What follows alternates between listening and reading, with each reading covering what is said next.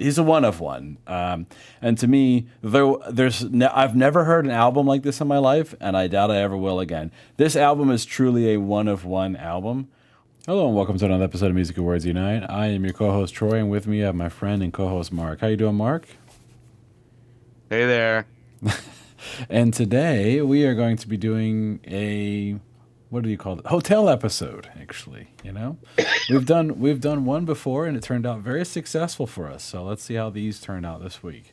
I am working. I'm on the road. I'm in Minneapolis, which is actually appropriate, I guess, for this episode. And today we're going to be doing a track-by-track album review of the Rainbow Children. I do have this vinyl, but I didn't bring it with me, so I can't show it off. But anyway, Mark, have you ever heard of this album before? I've heard of it, but I've never heard it. All right. If you're new here, welcome. The way we do this is usually one of us hasn't heard the album, and we go listen to it. Sometimes it's both of us. We go listen to it, usually multiple times. We take notes, and then we have a discussion about it while playing clips. So it's kind of like a reaction video / review / podcast. So if you like the idea of deep diving into something that's new to somebody, you are here in the right place. And if you've never heard this album, maybe this will spike your interest one way or the other. Maybe you'll want to listen to it or not. We'll find out on this episode. All right, Mark. So as you know, I'm a huge Prince fan. He's one of my all-time favorite artists. I've been to the Prince estate multiple times, taken tours. I know you do like Prince. We've talked about Prince on this very channel, right? Dirty Mind and Controversy. So far, out of all the Prince albums, I'm just curious, what's your favorite? Do you have one? Purple Rain. All right, fair enough. That's an easy one, but you know what? You can't go wrong saying that. So, this that may album, change over time too, as well. So Yeah. Okay. Fair enough. So this album, Mark, you've heard of it through me, I'm guessing, right? Because I think I'm the one to told you about it. I've also seen it because I've looked up like Prince's best and worst albums, I see. Okay. This unfortunately appears a lot in people's least favorite. Okay. All right. Which I don't think is super fair because, I mean, this album is crazy, but Yeah. it's not super Prince, but Sure. but we'll get to that obviously. All right, so we'll get to it. So we're gonna play clips of each track and then kind of dive into each track. And Mark is gonna give his thoughts about it, and then I'll give mine. A little bit of context behind this album. This album came out in 2001. I don't know if you know what I'm about to say, Mark, but the album he did previous to this actually was his attempt at coming back commercially. It was called Raven to the Joy Fantastic. And he actually did, for the first time really, I think ever in his career, he started doing collabs with like famous artists at the time. And he did a collab with Gwen Stefani on that album, and Eve, and there's a few people. So that was that, and it wasn't that successful, comparatively, I think, to what he had hoped. And and he got his name back actually from Warner Brothers, and this was the first album he released actually under the Prince name again since the early '90s. So this was his kind of comeback, and this is a concept album, and it's a concept album specifically about a story. But the story is really about the Jehovah's Witness faith, actually. And there is a musician named Larry Graham who played for Sly and the Family Stone. And he's actually the person that invented slap bass, believe it or not, for those who don't know that. He's also related to Drake. Yes, actually, yep. All this is connected somehow. And in the late '90s, he was in Prince's band, actually.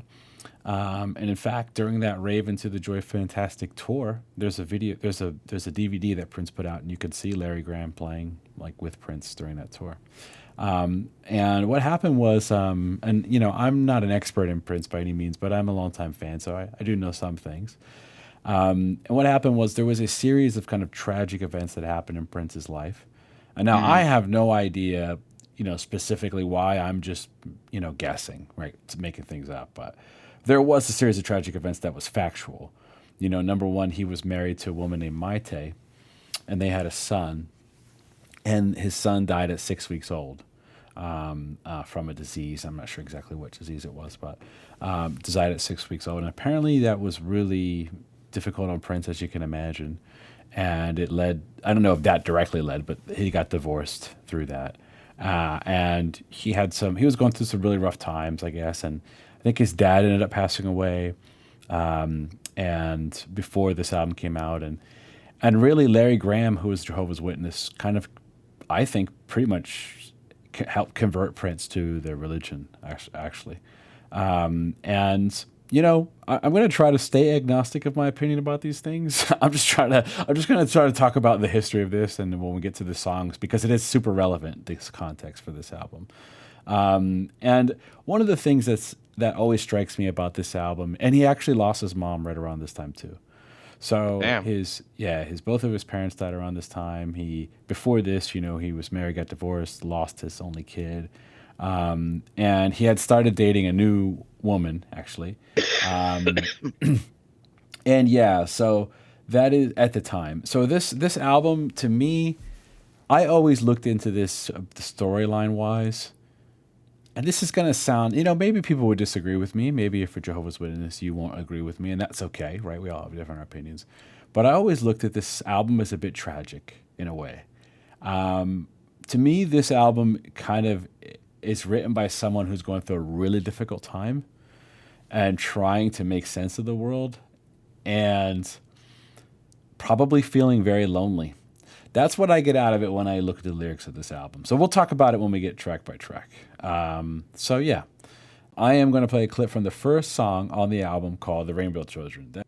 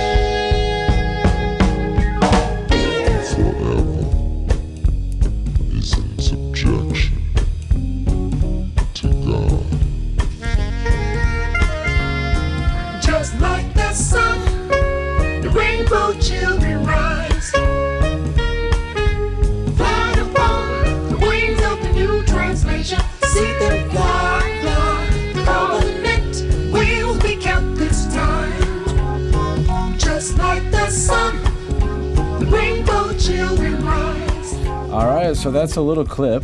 This song, by the way, is 10 minutes long. Okay, the first song on the album is 10 minutes, and it kind of builds from here. There's guitar solos. It kind of some of the more classic Prince sound starts to come in. But this is the intro. So, Mark, what did you think about this first song? Yeah, I looked at like the Wikipedia page before, and I saw the genre on this page, and it's one genre. Usually Prince is like. There's right. all kinds of stuff going on. Mm-hmm. Jazz fusion is the only genre I see on here. Okay. So I was saying to myself, as an enjoyer of jazz fusion, as if you've seen our channel before, right. I was saying to myself, what is this album going to hold for me? Mm-hmm. As soon as I hear that Kevin McAllister Home Alone 2 voice changer in the beginning, it's a free for all. I don't know where this is going. So yeah, as we get into like the bulk of the song here, I have to say, after like 4 listens, this has really grown on me. This song. Okay, all right. when I first heard it, I was like, I mean, obviously the music's great. It's just like great, like jazz fusion. That being said, I kind of equate this album and this song even to like like when some artists take chances and doing something like completely different, Hmm. like when Bowie did like his Berlin trilogy, or when Stevie Wonder did that weird Plants album that everybody hated. I just think I think this is cool. Right. And Right. I think it was really bold of him to do. And I think people hated it at the time, but I think this is going to be one of those albums that over time I think people are going to go back and they're going to be like, man, like I didn't think Prince could be more of a genius than he already was. But Right. um, yeah, this Yeah. album, it takes a couple listens, but I think Yeah. if you put the listening in, you can get a lot out of this album. Um, and don't go by the Wikipedia scores; it's all bullshit. Oh Um, yeah, that's true. Yeah. yeah. But like Yeah. the music is great, like the backup Hmm. vocals are great, like it's got a good groove. I really like the sax too. The sax sounds awesome, and there's flute in there too. Really nice. It's very proggy too, I have to say. Uh, Yeah. 10 minutes yeah, too. yeah, man, and it's got a couple like nice like changes in there too, and yeah. I mean, obviously, I don't even have to ask you. I know you love this song. I mean, it's not like my favorite on the album, but it is a cool open. I mean, when you talk about setting the tone, it does Yeah. set the tone for the album. I mean, it's got the voice changer. It's got, Hmm. he's kicking off the storyline. But musically, it really does set the tone. It's a mix of jazz, R&B, and a little bit of funk kind of thrown. And one thing I slightly disagree with you on is there's definitely some funky tracks on this record, on the album. Yeah. When we Right. get to the Um. work and 1 + 1 + 1 is 3. There's a few, Mm, family names, mhm. definitely some funky tracks, but overall, this is on the more jazzy side for sure. Prince had a jazz band, a project called Madhouse, where they did all jazz music. And he also released a jazz fusion album, instrumental album called News, which I really like. And I think that was considered like the lowest selling Prince album of all time. But I always liked that record. I was like, an Mm. instrumental jazz fusion album of largely improv music. That sounds Uh, lovely, actually. yeah, you'd probably like it actually. News by Prince, but it's another episode. But anyway, it's only 4 songs. 4 songs, that's 14 minutes long each. Oh, is that the one where each song's a direction? Yes, that one. Yeah. Yes, yes, yes, Yeah. yes. So he has a history of doing jazz fusion music, and I don't think people know that actually. People see him as like more of a straight pop artist, but the guy can literally like play anything. It's pretty amazing, and write anything too, because he wrote all this music. So, Hmm. and it was recorded at his house, well, at Paisley Park. So, all right, so Mark, real quick before we move on to the next track, let me just give a little kind of my opinion of this song, what it's talking about lyrically. So it's setting the storyline. There's all these characters in the story. There's the wise one, which is really Prince. There's his first queen, which is his ex-wife Maite. This is what I mean. If you understand like this, what happened before he made this, it all starts to make sense. You have his muse. He talks about his muse. There was a woman he was dating named Manuela at the time. You have the resistor, which is like the devil.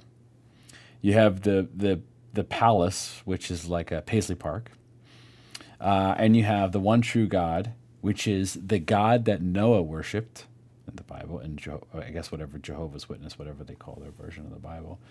And you have the rainbow children, which are the descendants of Noah, representing those who followed teachings of the Jehovah's Witness. Then you have the banished ones, which he talks about, and those are the people that basically don't follow the teachings of the Jehovah's Witness and the ones that were kind of kicked out. Then you have the digital garden, which is the current world, which is obsessed with social media and digital entertainment.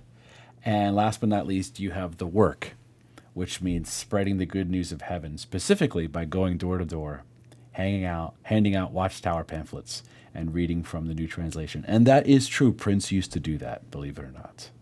He used to go door to door and hand out watchtowers. So he used to, this around this time period. So that's how hardcore he was into this stuff. So yeah. So cool track, but that sets up the story, right? So at the beginning, right, Mark, he's talking about setting up, he's using the pitch shifter, right? And that pitch shifter is like the narrator, essentially, right? And the story begins with the wise one, which is really him, who knew the law of one true God and gave, I have a bunch of notes here, and gave this truth and knowledge to his wife, and trusted her to teach the wisdom to her children. However, she was tempted by the resistor and fell away from the law. As a result of this crime against the wise one, she and her 5 followers were banished from the rainbow children. The wise one is not saddened by this banishment, as he knows his God will find him his new queen. So that's basically what the story is talking about. And if you think about it, actually, he was married to this woman, Maite, and he became a Jehovah's Witness when he was married, and they ended up getting a divorce. And I'm wondering if this is almost a recreation of that story, in a way. Actually, that's why I said this. I think this album is fairly sad in a way. So it's sad and it's very complex. Actually, I'll get to the next song, which is "Muse to the Pharaoh." All right, and I'll play a clip from that.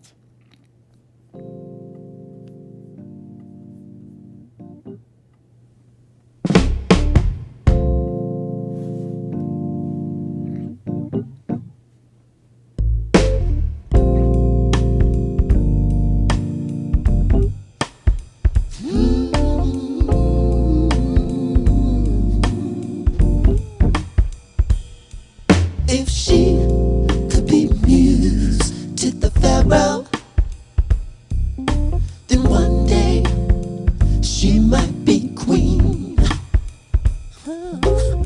If like Sheba, she then could bring presents and wine, the helix he might get between them.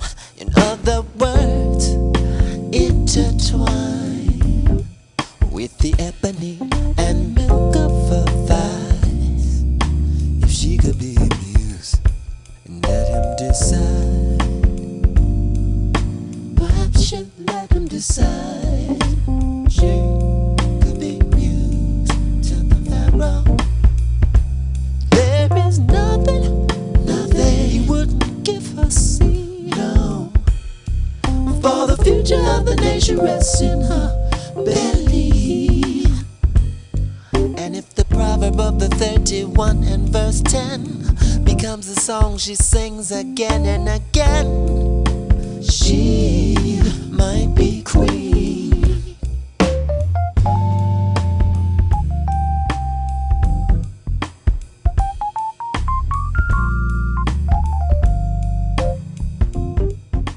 All right, so that's a clip from "Muse to the Pharaoh." What did you think about this one, Mark? Yeah, so this is more like a traditional Prince song, I think. In a Mm-hmm. way, still not really, but more so. Right. This is like polar opposite of the first track. The first track's like chaotic. It's like big band, you know. This one just has like a pretty like simple like Fender Rhodes, groove going. I think he played every instrument in this song if I remember correctly. Um, Okay. I think so if I remember. Does he I play? don't No. know if he plays the drums. I know John Blackwell plays the drums. In Yeah, this John album. Blackwell plays drums. Yeah. Yeah. Rest in But he peace. plays John. everything except he plays everything except sax, flute, and bass, I believe, or Okay. bass on a couple songs. Okay. Um, yeah, but like his vocals are very much like Prince like on this song. Yeah, this is a very nice track. Very very I'd say a highlight vocal performance too on this track too. He's got some nice falsettos on here. Yeah. Yeah, this is a highlight I think for me. One of my favorites on the album, I would Okay. say. All right. Cool. Yeah, I just really like that Fender Rhodes and the instrumentation is really good. So like the lyrics on this album are they like word for word from like Jehovah's Witness from like the Tower, or is it just like a concept album with Some of that it's as word like for a some of it's word for word. because he talks about like the opposite of NATO is OTAN in this song, which is like Yeah. Yeah. yeah, which I was like okay. Yeah. I know this album is like it's supposed to be like, making a utopia for all of God's children. Um, Yes.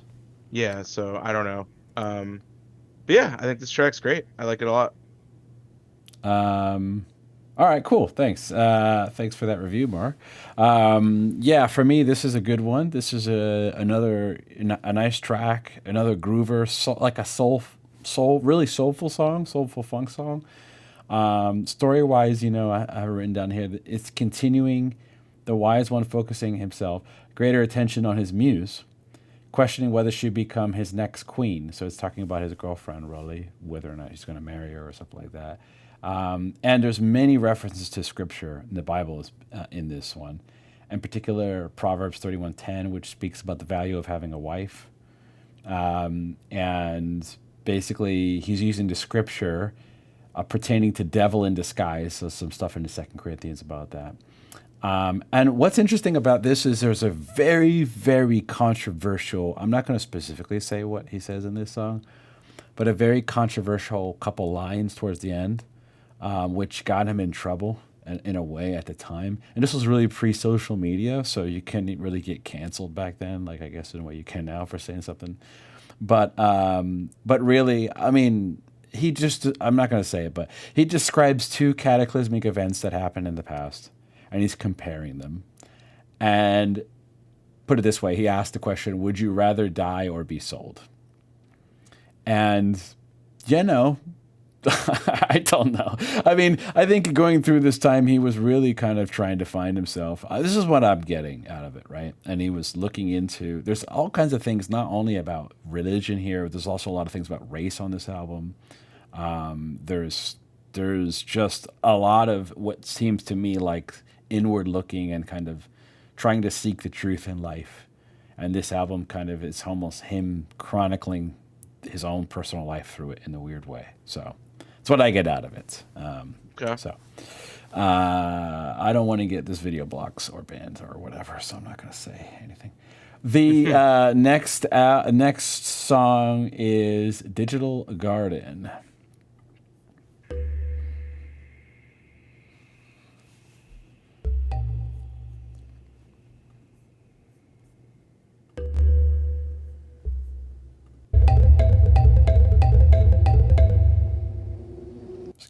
All of the rainbow children feeling soon to the eastward travel about this energy until it reached the banished ones who just wanted this love to cease. They now fallen into resistance dream, and they built a digital garden. Would feel it soon. Also it seemed its brilliant darkness. All right, so that's a little clip from the Digital Garden. This is quite of a different song, I would say. What did you think about this one? Yeah. Yeah, I mean, it's like more of like an atmosphere than anything, I think. It's like a narrative, like interlude type thing is what I have written here. Yeah. Yeah. It has like an ominous feel to it, which I think is pretty cool. Okay. The drums almost sound kind of like tribal because he's kind of just, I think this is Blackwell on drums. I don't know if he plays on every song, but Okay. yeah. I don't really have much to say about this song. I do like it. It has a cool sound to it. Okay. It almost sounds kind of new agey. Yeah, I can hear that. Yeah. And then it has the Kevin McAllister voice changer in it again. So, All right. yeah, I mean, this is cool. Nothing too crazy. Like I said, it's kind of like an interlude type track, even though it's 4 minutes long. But Sure. Yeah. yeah. So that's pretty much where I stand on it. Yeah, for me, it's more of an interlude. It's a cool little track. Like when I'm listening to the album, I don't skip it because I don't really skip any of these songs. If I sit down and listen to this album, I'm just gonna listen to it pretty much. Mm-hmm. There are a couple songs which I will go back to individually, like just anytime. That is true. There's a few of them actually, but if I go to listen to the album, I'm just gonna listen to it. So it's a cool little song. Story-wise, though, it's talking about the banished one's attempt to overthrow the wise one and the Rainbow Children by building a digital garden around the palace, which is Paisley Park. They use lies and vulgarity to try and persuade them to leave. The wise one agrees to leave, but he seals the banished one's fate by tricking them into signing an invisible deed. After leaving the palace, the wise one and the rainbow children enter the digital garden to begin the work. So essentially, they go out of Paisley Park and they go out into the world to do the work, which is about going door to door, talking about Jehovah's Witness stuff, basically. So yeah, that's the story there. So why don't we play a clip from The Work, which was actually the first and maybe only single from this album, I think. So let's...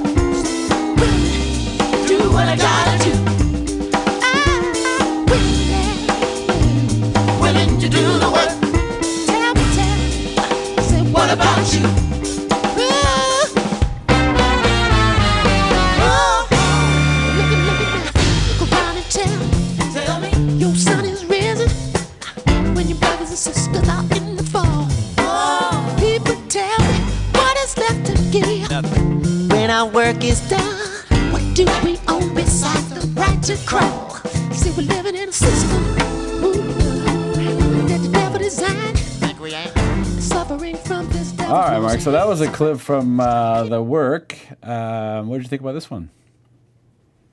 Yeah, I mean, this is definitely a return to, the funkiness. Yeah, this track's sweet, man. Yeah, it's a good one. Definitely has a James Brown feel to it, I think. Oh, yeah. I know Prince has said before he's a huge James Brown fan, and I mean, how could you not be? But yeah, I mean, the slap bass on this song is awesome. This is Larry. That's got to be Larry Graham playing that bass. I mean, it's super funky. Yeah, this song's awesome, man. The horns are awesome, like the trombone, the saxophone. Yeah, it's really good. Like I said, this is kind of one where you take like Prince's like classic like funkiness and then you mix it with like big band. I think this could have been like a single off the album. Maybe it was, I don't know, but this is one of the most accessible tracks on the album for me, at least. Yeah, really good, man. Another standout track on the album for me. I think this one's great. This is one of the ones that I just randomly will go back to. I don't have to listen to the album to listen to this song. That's what I'm saying. I'll just kind of put it on and. Yeah, that's what I mean. It's like this. Yeah. I feel like this could have been a single, because it's got it's got charisma, and it's like, this is like one of the ones that I took away from the album, definitely. This was the only single, I'm pretty sure, from the album, Mark. And if you look online, so the song was a single. Yeah, this was the only single on the album. Oh, okay, yeah. He actually performed this song on Jay Leno. It's on YouTube. Oh, cool. Yeah. So yeah, and back in 2001. So awesome. Yeah. So yeah, I mean, this is a great little funk song. I mean, lyrically, again, it's just talking about spreading the message of the Jehovah's Witness door to door. So nothing fancy, but the music is really good. So the next track is Everywhere. There's a place I want to go, where the milk and honey flow. Without God, it wasn't there. Now I feel it everywhere.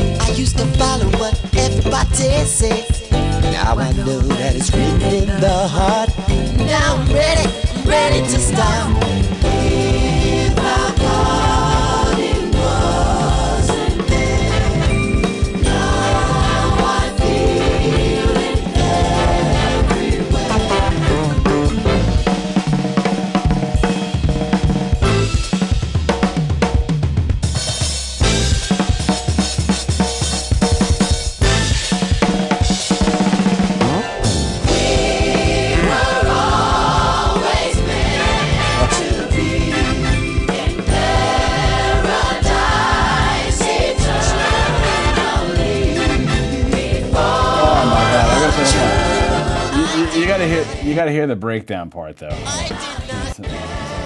So I can find it. This part.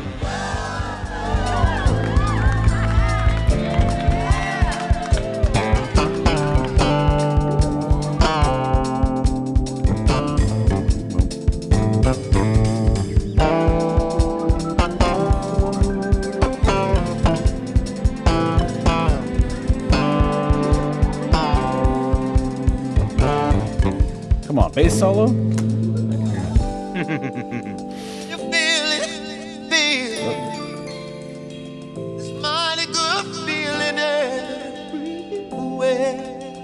Oh man. Anyway, Mark, what'd you think about this song? Yeah, this song kicks ass, man. Yeah. I am by no means a gospel fan. I mean, I appreciate gospel Right. music for what it is. Like Yeah.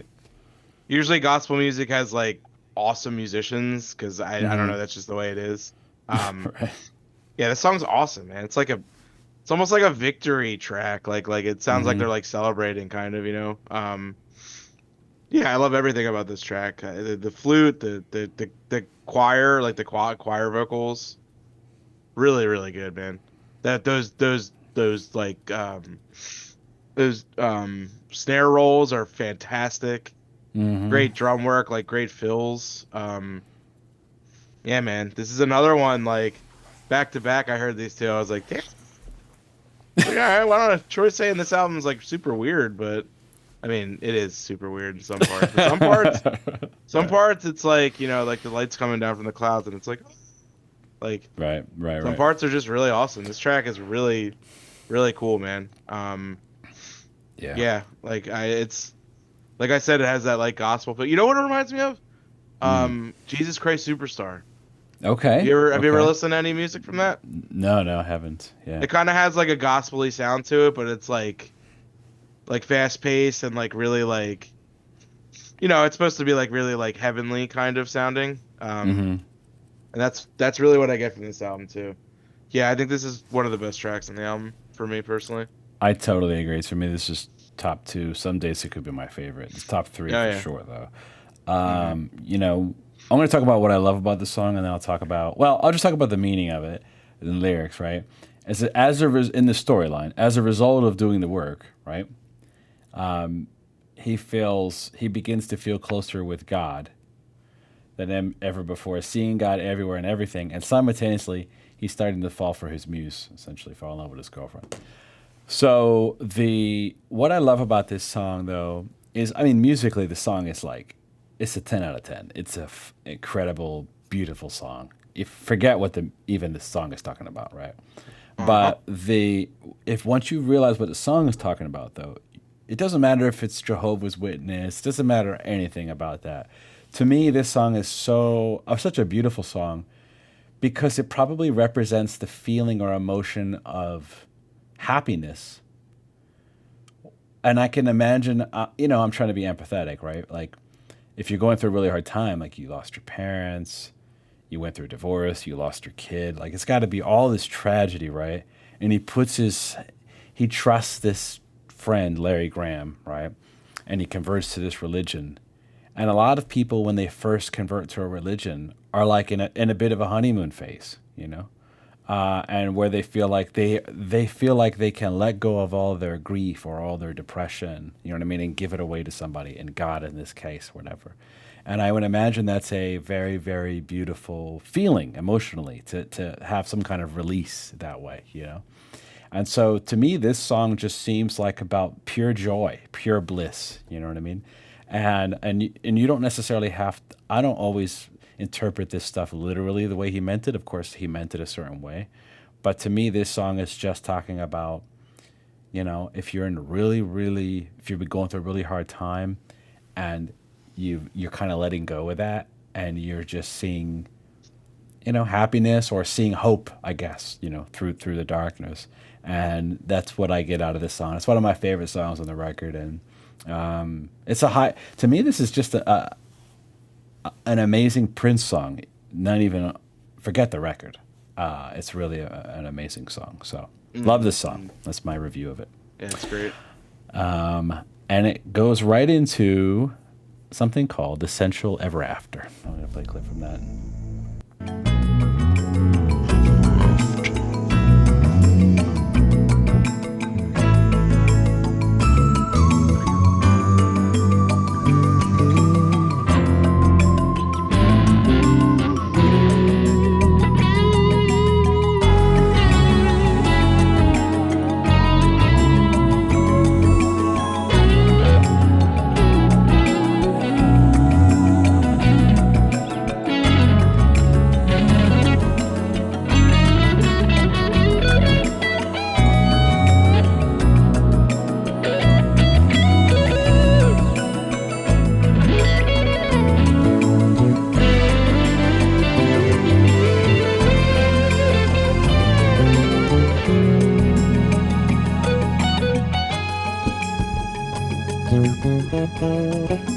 Oh, bass.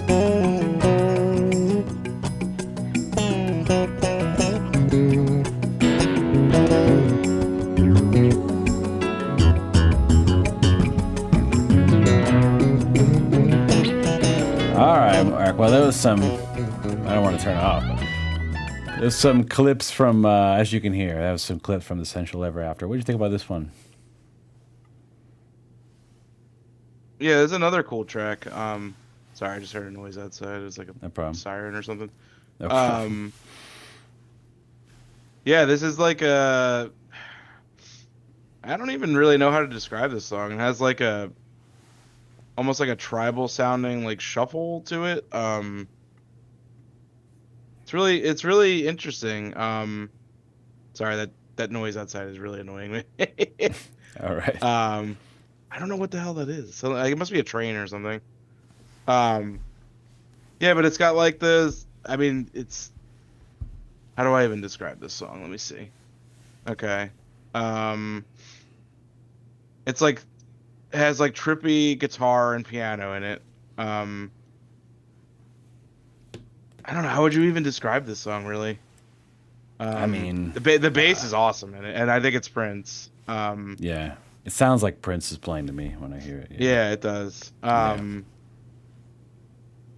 Yeah, it's like almost like a Latin, like tribal, trippy, like electronic, like I don't know, like piano in the background and like guitar, Mm-hmm. with his like piano or with his like guitar over top and like bass. Again, this is another track that really doesn't sound like a Prince song. I mean, the guitar is great, but all of his guitar is great, so that's not really saying much. I think I believe this track also has the return of the Kevin McAllister voice changer on it. Okay. Yeah. Yes, it does at the Um, beginning. Yeah, it does. Yeah. Yeah, I just kind of chalked this one up to like another interlude, kind of. Okay. It's nice though. I didn't skip it. I never skipped it, so it's kind of like nice little background music, kind of leading to the next song. I don't know, man. I'm kind of at a loss of words on this one. I don't really know what else to say, honestly. You have Okay. anything you No want to add problem. to it? Yeah. I mean, to me, this is just an example of Prince's musicianship, right, where he can almost play anything, and there's beautiful guitar playing, melody, bass playing, keyboards. I think he's probably playing all the instruments on this or something. And it's a great little interlude. And also, it reminds me of a song a little bit, not exactly, but there's a song on his 38th album, which came out a year or so before he died, called Hit and Run Phase 1. And there's a song on that album called, I think it's called Mr. Nelson. Yes, Mr. Nelson. And it reminds me a little bit of the beginning of that. I love that song. It's a great song. And another song called A Thousand X's and O's, which is right after that. By the way, I think that album is this last couple Prince albums is kind of underrated, but it's another note. But anyway, it reminds me of that a little bit. But overall, I think this is a cool little interlude song. And story wise, it seems to be talking about. There is a little bit of story to it, and it seems to be talking about he's realizing that this muse is the woman he asked God to send to him. And so, remember I talked about this, I feel like this album is a little bit sad in a lot of ways. so I feel like he's probably, dealing with this dealing with this divorce and all this stuff, and he's like kind of like he's basically like asking God, send me a woman that I can love and be my wife, kind of thing. I mean, that's weirdly what the record seems like. He's talking about a lot of it. So yeah, this is a song about that. It seems like, but the next one is a 1 + 1 + 1 is 3. Is that right? Let me check. I think you two might have it wrong. No, the next song is Mellow. Excuse me. Yes. Okay.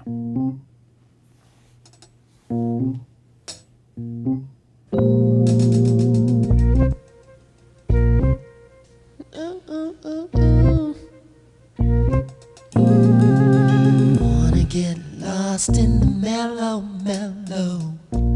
of my mind. Chop a tree, pay the cost.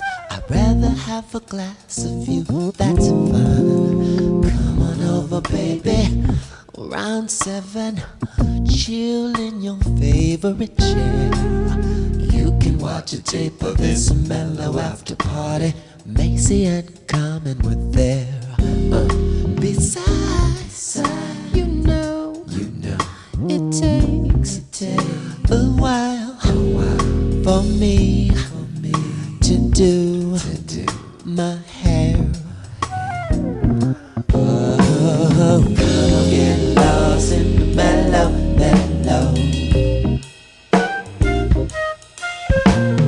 Come on, get lost in the mellow. Oh, how's that feel? Where you wanna eat? All right, so there's a part of the second chorus which I gotta hear. Hold on. Just you and me. Oh, my mind. The bridge. Now break it down. This part. I wanna get lost in the composition of you. Let the rhythm play the only note you want me to. I'm a good learner, and once I understand, I stand under you and let you show me what you want your man to be. I don't know how he comes up with these vocal melodies and harmonies and does all himself. It's pretty nuts. But anyway, Mark, what did you think of this song? Yeah, this one's kind of in the same vein as like Muse to the Pharaoh, whereas like Okay. it's it's very sensual. It's a a nice like soul ballad. The flute's nice, really nice. Yeah, it's pretty cool. I believe the horn section for this album is the Hornheads. Is that his like? Is that who he uses a lot? Oh, it could be. That one I'm not as sure of actually. Yeah. Okay. I'm not as Because I familiar. read that when I was reading about this album. Okay. Yeah, the horns on this album are excellent. Yeah. The Rhodes piano is great. How about the way it sounds, man? The album. Yeah, it's great. Because he Sounds great. self-produced this, recorded it, like it's nuts. This is at Mixed Paisley it. Park, I assume, right? 'Cause Yeah, it's all self done. Yeah, everything. Yeah. It's I at mean, Paisley Park, yeah. he's a 1 in a billion like person. Yeah. I almost kind of like don't really believe he was even human at this point. It's just like maybe he was like an android or something. I don't know, because it's just like he was like so ahead of his time. It's just unbelievable. And like on so many of his albums, he just played every instrument. He self-produced it. He wrote the lyrics. He wrote the songs. Mm-hmm. It's just so insane to me. Like, Yeah. I don't know. I'm getting sidetracked here. It's okay. It's I like this song. Yeah. I'm Mr. Ballad, so obviously you I'm are a gonna like big this song. ballad 69. Yeah, I'm yeah. John Ballad 69. So Yeah. John Ballad 69. yeah, that's my name. It's my AOL name. Alright. Yeah, I like this song a lot. It's cool. It's sensual, very smooth. Yeah. Great horn section, great flute, very nice. If you've Very watched this nice. channel before, you know I'm not, huge ballad guy, although I am coming around. But Mm-hmm. there's a nice little track here. I like it. And this song, again, this is to me, this is a highlight. I really like this song, and also, it's talking about him and his muse going on a date and kind of figuring out their sexual compatibility, so to speak. I guess that's what it's talking about. And, so it wouldn't be a religious Prince album without talking about sex. Of course. Yeah, so the man never changed. He did change, but he never stopped talking about that in some way. The next up is 1 + 1 + 1 is 3. As she fell into the sensual There it is. Everafter. Credit card, you got it. Of mine. He stroked her hair. Dude, you have to play the part from Home Alone 2 after this. All right, I will. Sounds just like it. And as she fell deeper into the hypnotic unwind, he counted his way into the suggestive mind.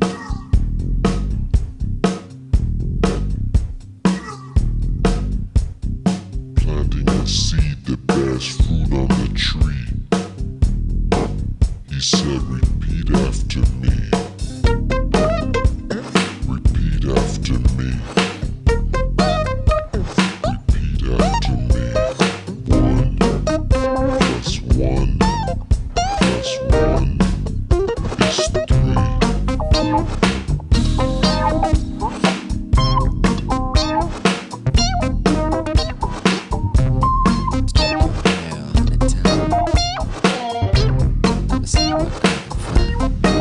Look, if you ain't got no place to stay, No place.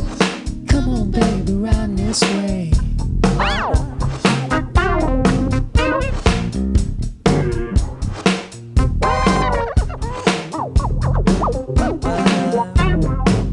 Stay with me, babe.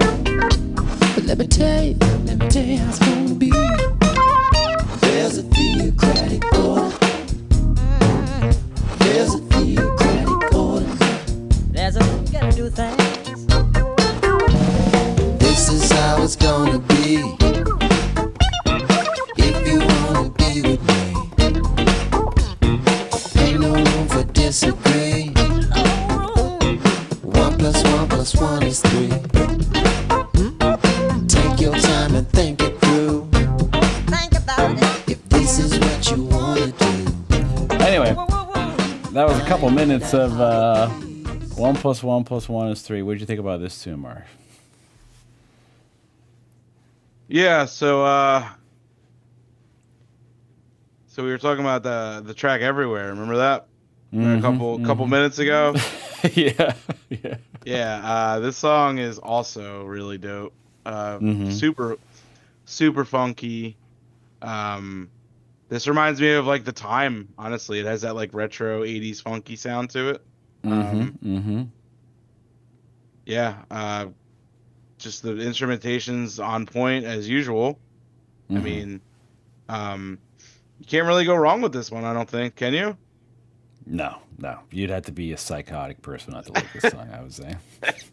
Except if you were offended by the lyrics, but... Oh, well, yeah. You shouldn't be listening to this album if you're offended by the lyrics. So. Yeah. Which I don't think it's super offensive, but some people might, so... It's music, man. Come on, like, Yeah, grow yeah. up. I Like, mean, if some yeah. kind of music's gonna offend you, like, just I don't want to talk to you. Sorry. I mean, Mark, I'm just gonna, add my thoughts about this one real quick. You know what? I didn't mean to cut you off. Please continue. Sorry. You don't have no. You don't have to. I mean, Okay. I think this song kicks ass, and I think it's an Okay. album highlight. Okay. I mean, this song is talking about the theocratic order, which is directly in the Bible. So there are many, many people around the world who believe in this. It's not like Prince just made it up.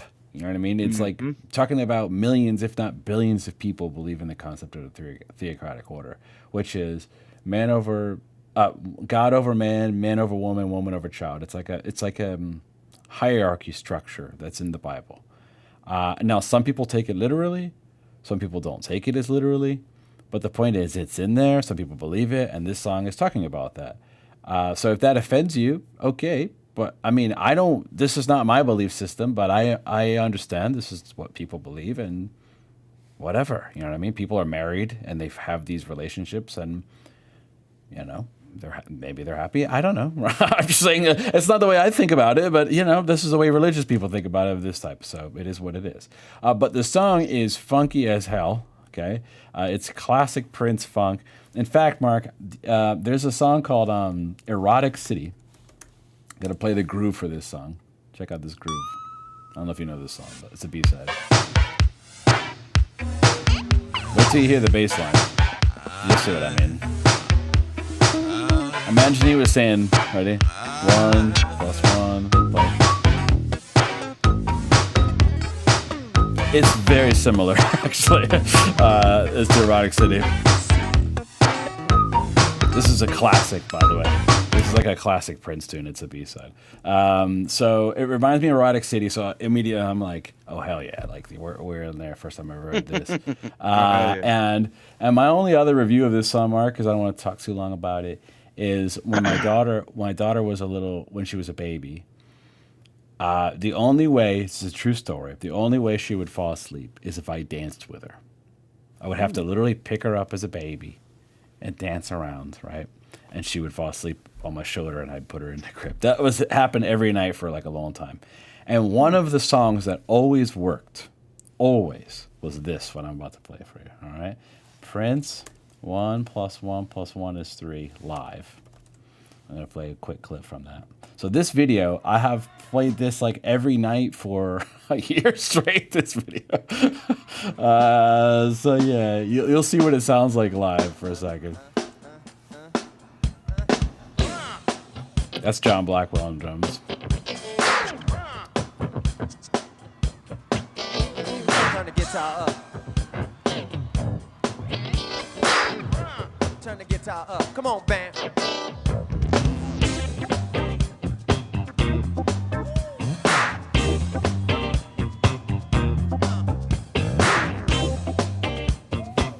I tell you never to touch a stereo. Scotty. Turn it up so loud that people upstairs try to get downhill. That's Sheila E. right there. Sheila E. Yeah. MPG Music Club, y'all in here? So make some noise. I believe this is at Paisley Park, by the way. This order. This is live at the Aladdin in Las Vegas. Oh, never mind. It looks like Paisley Park. Sorry. It looks like the same inside. Specifically, are there any ladies up in here? Ladies, I need to talk to you. You ain't got no place to stay. Come on, baby, round this way. Let me tell you. Let me tell you. Let me tell you. So, tell you. this is an 11-minute version, Mark. This version is absolutely incredible. It's got Maceo Parker from the James Brown Band in it, by the way. Okay. You have to hear his sax. That's right, I want to see everybody. This is Eric Leeds. He was the sax player in the 80s for Prince and 90s and Madhouse. Moving. Come on.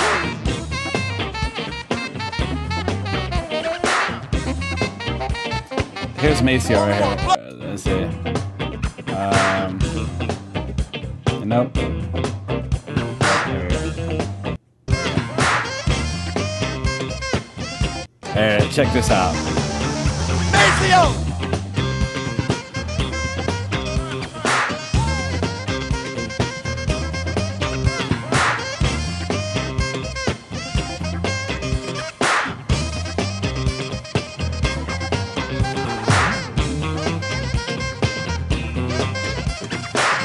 I mean, this is really the definitive version of this song. I mean, the album version is awesome, but you got to check out this live video. So, highly recommend this video.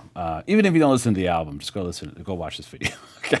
You're gonna have a good time. That's what I'm saying. It's full of great musicians and jams and improv stuff. So, anyway, Mark. So that's 1 plus 1 plus 1 is 3. Definitely one of the best songs on the album. The next one is an interlude called Deconstruction. I'll play a quick clip from that.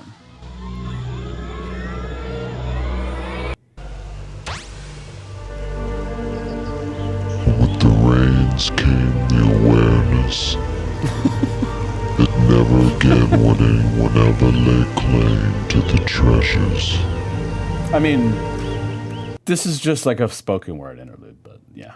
I mean, I don't even have to ask your question, but your opinion about this one. Yeah, so Credit card, you got it. yeah.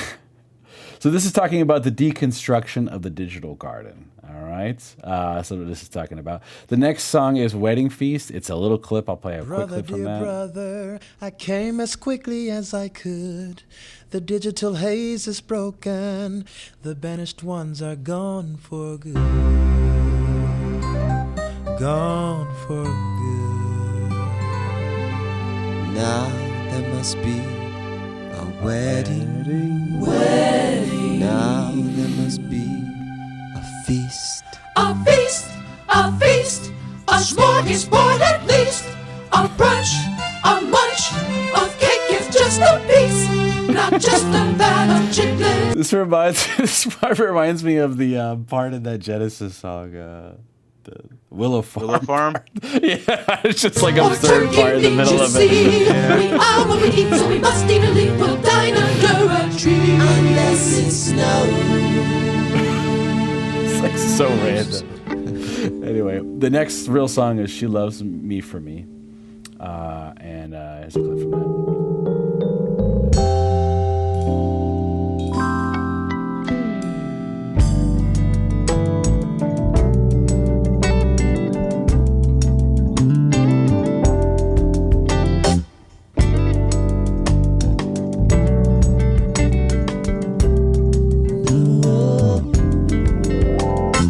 This one I can be what I want to be. I don't have to live up to no one's fantasy. I could write another 300 melodies, but to her it's just 3. 'Cause this one, she loves me for me.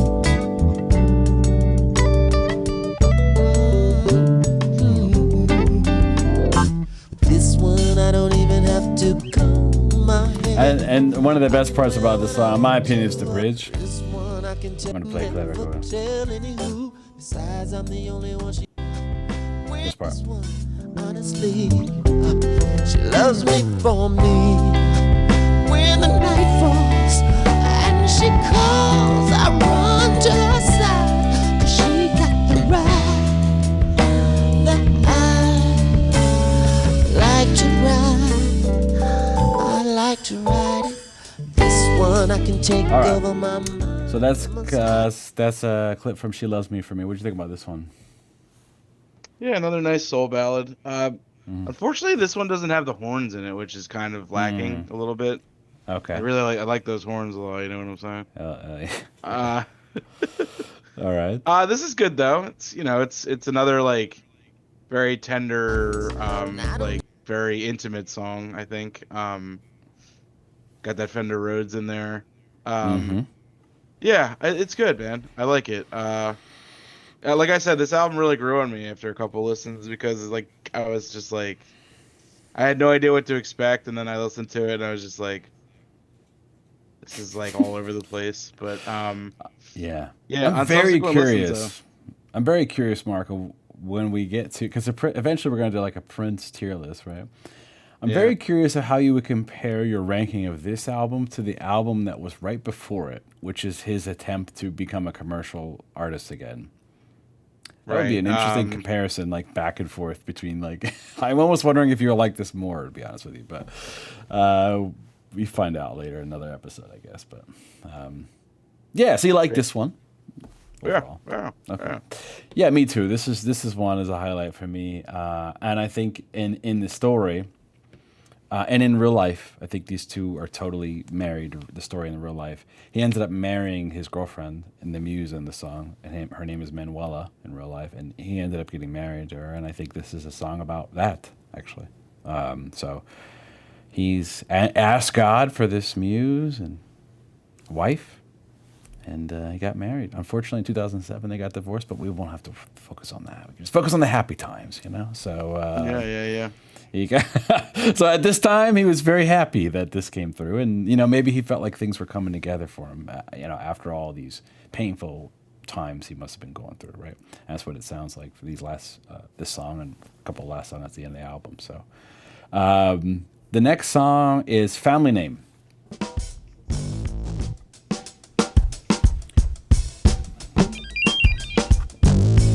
Welcome. You have just accessed the Akashic Records Genetic Information Division.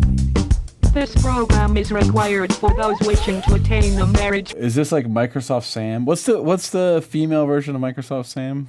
Do you remember? No. Microsoft Jennifer? I don't know. Anyway, I'm going to skip a little bit for the Microsoft. This action will cause a reaction that which is not.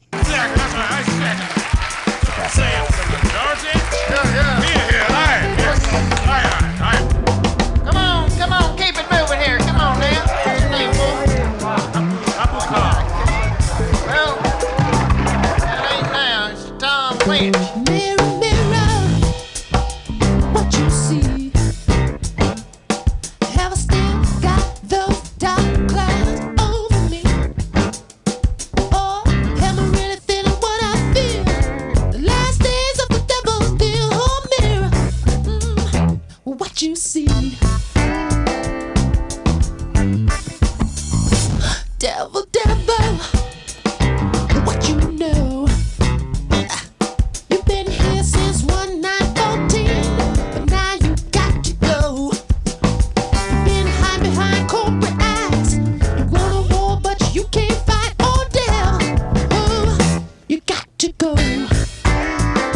Yes, sir. Bridge. You might say what you're mad about, but you still got your family name. Pleased to meet you, Mr. Rosen. I'll be John Blackwell just the same. What's your family name? All right. Oh, yeah. Preach to him. Teacher, He talks about preachers in this one, Mark. I don't know if you caught that, but what you say? this part right here. Cool. Preacher, preacher, is it true that Jesus wants me to give my money to the likes of you? Ride around in your Lexus coupe, drive us to the Queens in a pinstripe suit. Oh, preacher, All right. that ain't true. All right. I'm with you, Prince, on that one. All right. What do you think about this song, Mark? Yeah, this track's awesome. It's just like a freaking like jam session for half the track. It's awesome. Yeah. Like the end of it's like kind of heavy. Yeah. Yeah, it's kind of great actually. Yeah. Yeah, I mean it's like 8/7. It's like an 8-minute, funk like. I don't even know. Like there's like chugging guitar in this song and like synth and Right. there's just a lot of stuff going on and it kind of just like builds. It's like a crescendo almost too. It like kind of builds towards the end when it just like there's just like chugging guitar at the end. Yeah. Yeah, this track's freaking pretty awesome actually. It's got everything really. It's got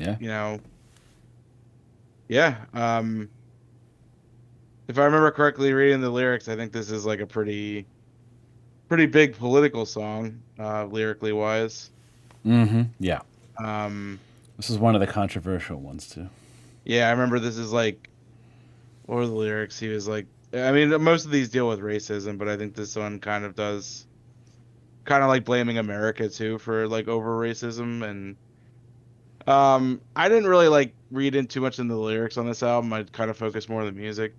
Okay. Because I would need to listen to this album like 20 times to really have it soak in. So I mean, I've heard this album literally like over 100 times. Ever since it came out, I listened to this like day one when it first came out in 2001. So I've been listening to this for a long time. This record. yeah. Yeah. Okay. Yeah, this is another highlight song for me. I think this song's awesome. Yeah, this song is a banger. That concert I showed you, that is on a concert. It's very good. And so yeah, for me, Mark, this is a highlight song. One of the best songs on the album. Lyrically, I'll say it's very, very powerful song about your name being stripped from you, your whole family name. I mean, if you think about that, imagine, you're dehumanized to the point where people would just take your own family name from you. That's what the song is talking about, And that's what happened to obviously slaves in the U.S. And the controversial part is he's kind of comparing that act with another horrific atrocity that happened to another race and group of people. And the comparison and the almost like which one's worse kind of thing it rubbed people the wrong way, I guess, at the time, or maybe even now if you listen to it. But I don't know. I never sensed that this was coming from a place of malice. I always thought it was coming from a place of trying to express kind of the plight of what happened with African Americans in slavery, right? That's what I never interpreted it as like a malicious thing that he was trying to do. I don't know. That was my interpretation of it. Of course, I'm not in his head, but that's the way I saw it. So yeah, a great song though, as far as like the music and everything, and powerful when you think of the concept of losing your own family name, somebody stripping that from you, and it happened to many, many people, obviously. So, yeah, that's an interesting one. Then the next one is the Everlasting Now.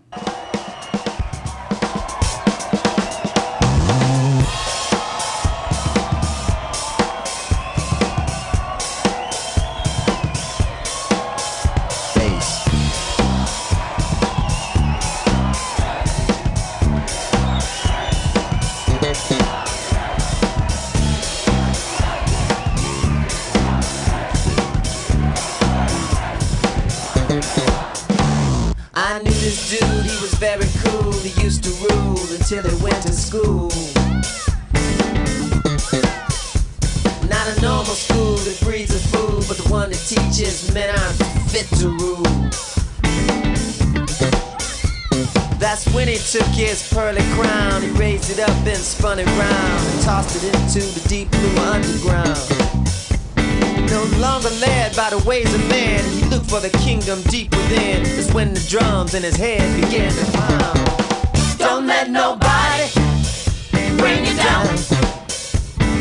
Accurate knowledge of Christ and the Father will bring the everlasting now. Join the party, make a sound. Share the truth, preach the good news. Don't let nobody bring you down. The everlasting now. All right, so that was a clip from the Everlasting Now. What do you think about this one? Another great song, man. These three tracks to finish the album. I mean, not counting the very last track. It's only 30 seconds, but yeah, this is a return of the horns here. I mean, Yeah, it's just like I don't. Again, like I'm gonna go back and like, why is this album on Wikipedia just jazz fusion? I mean, there's so much other stuff going on here. I don't really understand it. Maybe other stuff going on is the fusion part. I don't know. I guess. I mean, yeah.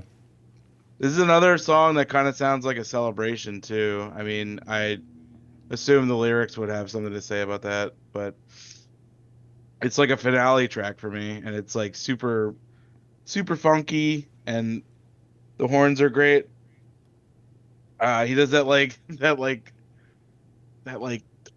high pitched like fly voice in this song. I don't even know. A lot of cool stuff going on though. The guitar in the song is really awesome too. He has like a lot of cool parts. Yeah, I've only listened to this song a couple times, so I don't remember it 100%. Okay. Because this album is over an hour long, so it's like every listen is like, you really gotta focus each time. Yeah. But yeah, from what I remember and what I heard, I did really like this track. I thought this track was cool. Yeah, for me, Mark, it's a cool track. It's like not one of my favorites compared to the other ones, but it's a really cool track, a fun track, a good one live. A good one live. It's a party song. Lyrically, it's pretty much his just testimony of becoming Jehovah's Witness and trying to convert other people. He's telling a story, I guess, and the last part of the story really is that when the wise one, which is himself, returns with the final closing message for the story, all who put Christ first will benefit the most. That's what he's trying to say. So it's really his trying to, tell his story and trying to convert people to being Jehovah's Witness, which is really what this album is about. So, all right, the last track is Last December.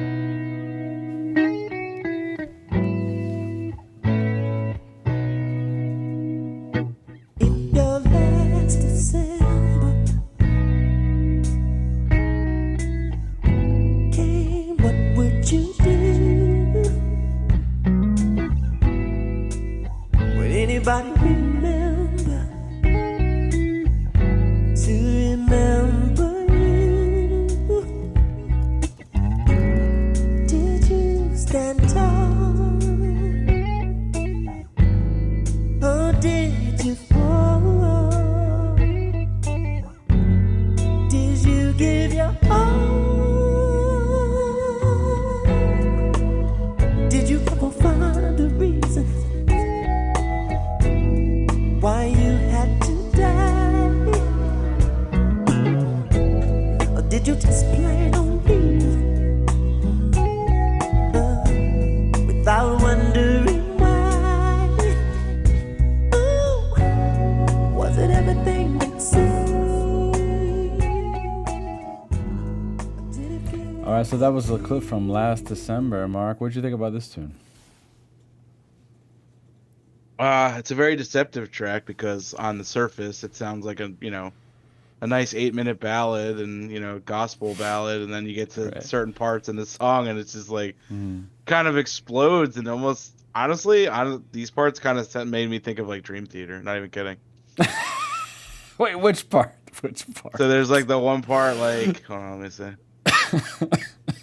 That never came to my mind actually. So when I was listening to Hold this. on 1 second. All right.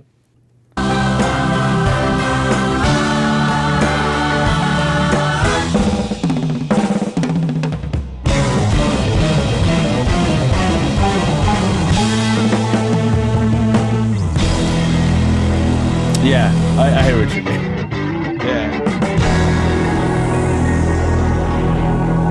I hear what you mean.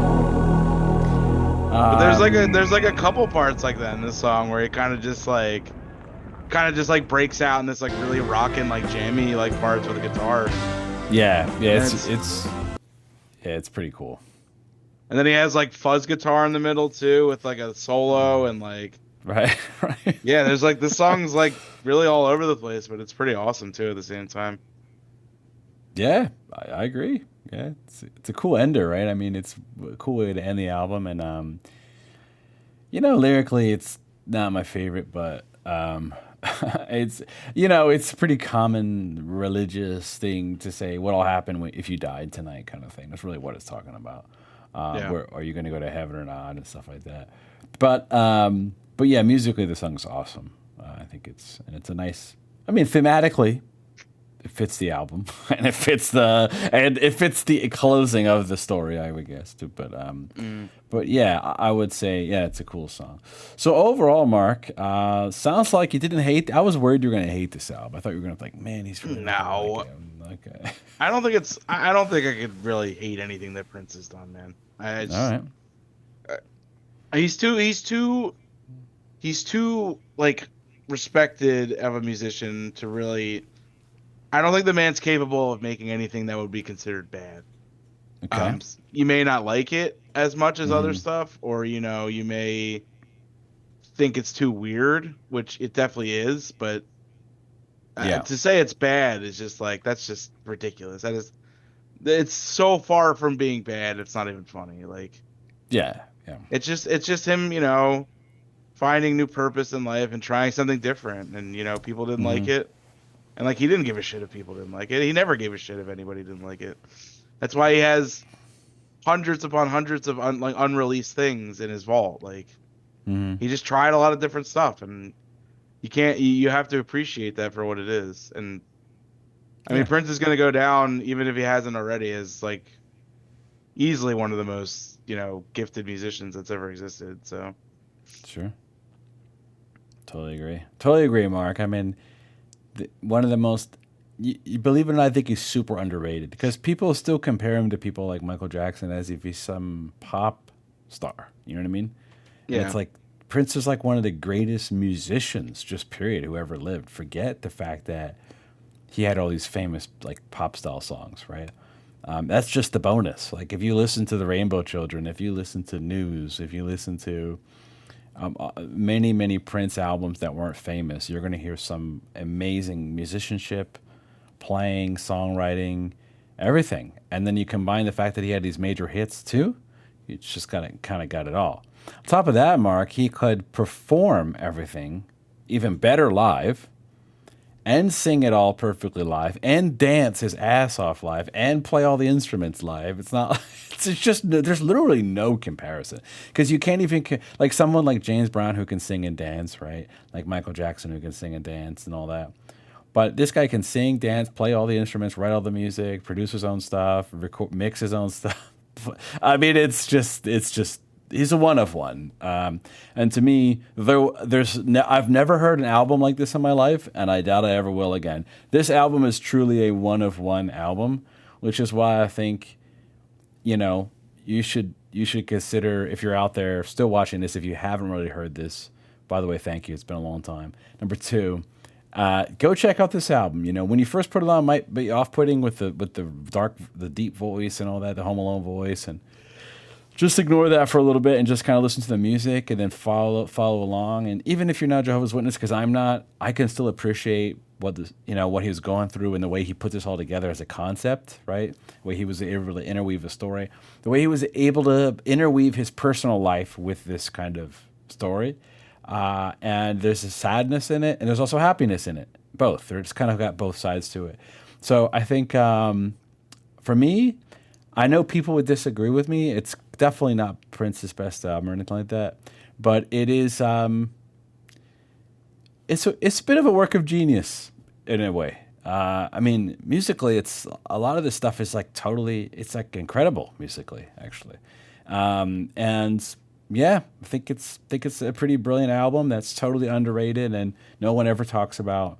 And if you love music, not just pop music, but just music in general, I think you would appreciate this album if you gave it a chance. So that's my review, Mark.